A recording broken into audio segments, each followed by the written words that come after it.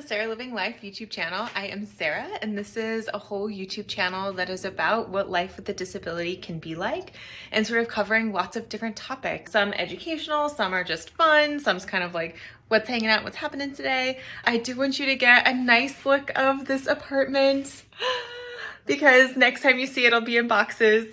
I'm moving again, but I'm very excited. Eric and I are moving in together. Eric is my partner, so Eric and I are moving in together, and I'm moving a little bit south of where I'm at right now. Still kind of western suburbs of Philly, but very fun. So it will be all in boxes. We're moving in 2 weeks.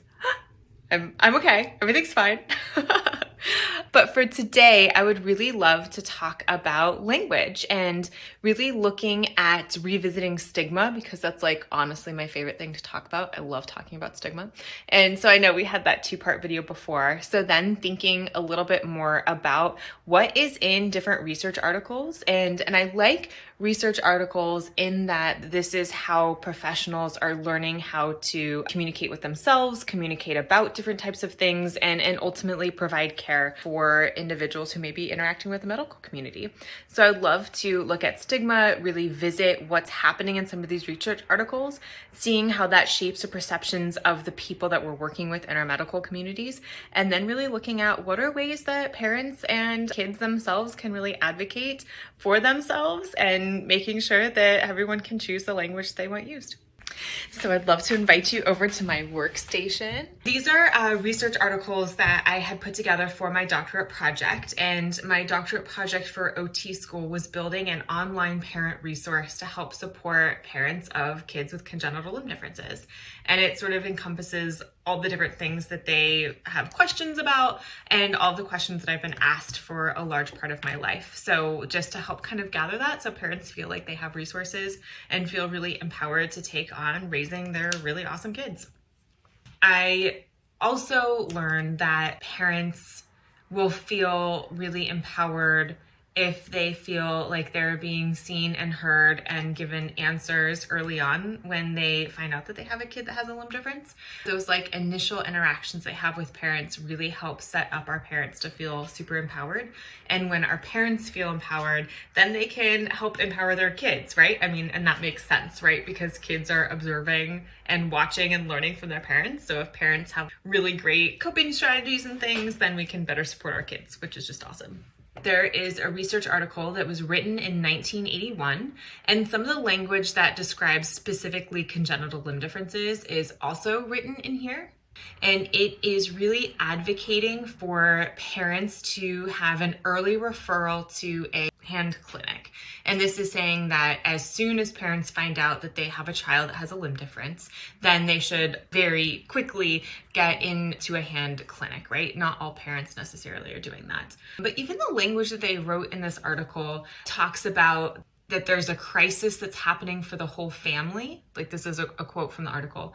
Guilt and distress over having a deformed baby. The blight of a malformation, particularly where the difference is visible and hence embarrassing, is a crushing blow to the parents and everyone else who is shared in the event. This is 1981, right? So this is 40 years ago, and how much our language has changed since then. But they're talking about me. Like these words are words that are describing me and words that are describing what my parents is feeling, like that this is a crushing blow, that there's guilt and distress that's happening. And it doesn't necessarily need to be that way. But the way that it's written in this article tells healthcare professionals that this is what parents are experiencing and that this is what the experience of having a limb difference is, so that they need to be prepared for that. But then that helps develop the biases and that helps uphold the stigmas that healthcare professionals will be inadvertently sharing these messages to the families. Instead of like, hey, here's your happy baby, it's like, oh, here's your baby, like, oh, we're sorry. You know, that those are tones that exist and can sort of happen not intentionally, but as a result of reading that, having these messages within our research articles, which I think is important to sort of talk about. another article that came out in 1999. So this is almost 20 years later after that one. And it says that it's likely that the family and friends are reluctant to handle the malforming hand for fear of the unknown.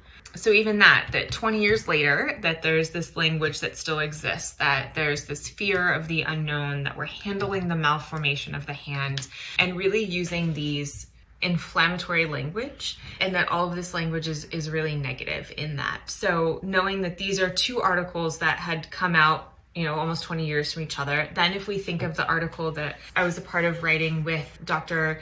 Nina Lightdale-Merrick and then Dr. Dana, who are out in Children's Hospital of Los Angeles.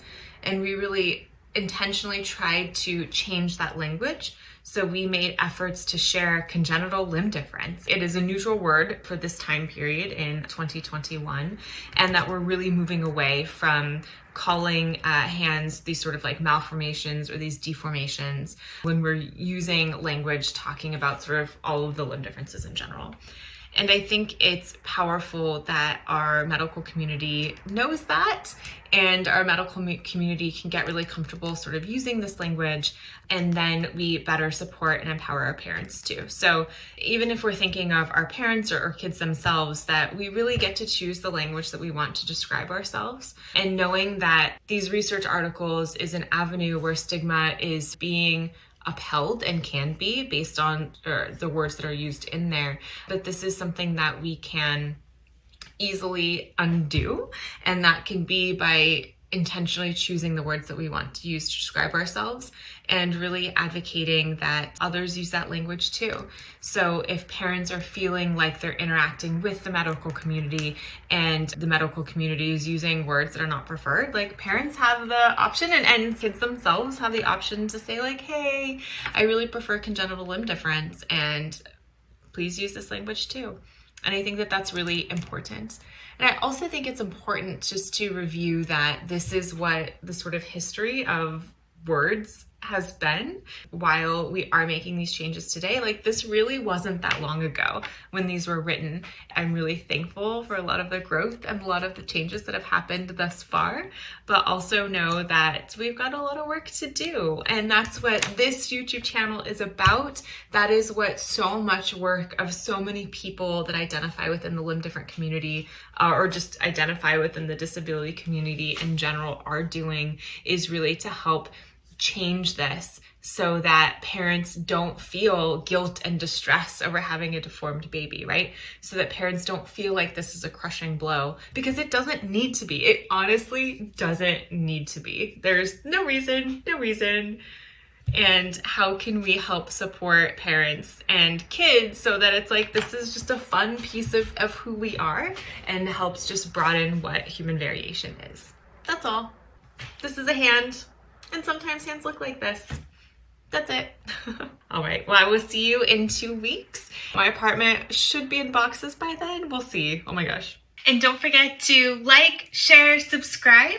If there is anybody that you find or have encountered in your life, whether it's people with limb differences or it's parents of people with limb differences or people who work with people with limb differences, and you think that they would benefit from this channel, like, please share it with them. And that is what this is all about, to try to help create community, to try to help create just like knowledge and education and sort of sharing just what this experience is and what are different avenues of what things can look like. I do want to share too that Bob and I have been working on this YouTube channel for 1.5 years, and I think we've covered lots of really great things, and I certainly have millions more things I would love to cover, but I think ultimately this, for all of you watching, which I just super appreciate that you take the time to do this with your day and find that there's value in this for you.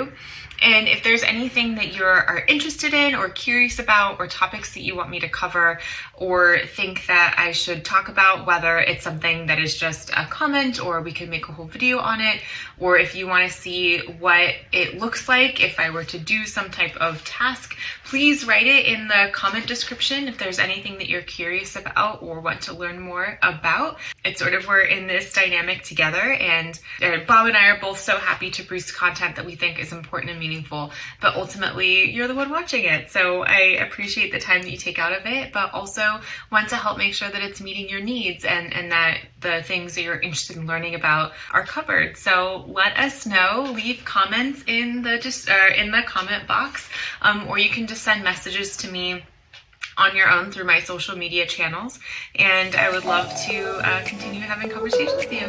So we'll see you next time. Bye.